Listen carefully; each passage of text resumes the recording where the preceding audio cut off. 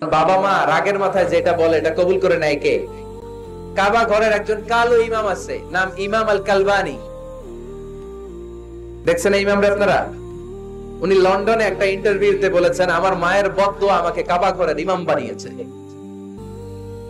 লন্ডনে একটা কনফারেন্সে উনি ইন্টারভিউ দিচ্ছিলেন। তোনাকে বলা হলো, কাবার সব ইমাম সাদা ইমাম, আপনি কালো মানুষ, কেমনি ইমাম হইলেন? উনি বললেন, আমার মায়ের বদদোয়া আজকে আমাকে কাবা ঘরের ইমাম বানিয়েছে।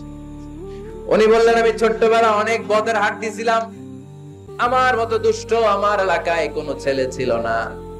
মানুষের গালাগালি, মারামারি, দুষ্টামি, ভাঙচুর, চেঁচামেচি, চিৎকার, বিশৃঙ্খলা আমার মতো কেউ পারতো না।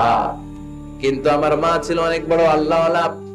আমার মা জানতেন আল্লাহর কাছে দোয়া করার কত বড় পাওয়ার। আমার মা যখন আমার উপর রেগে যেতেন, আমার মা জানতেন রাগের মাথায় বদদোয়া দিলে বদদোয়া কবুল হয়ে যাবে।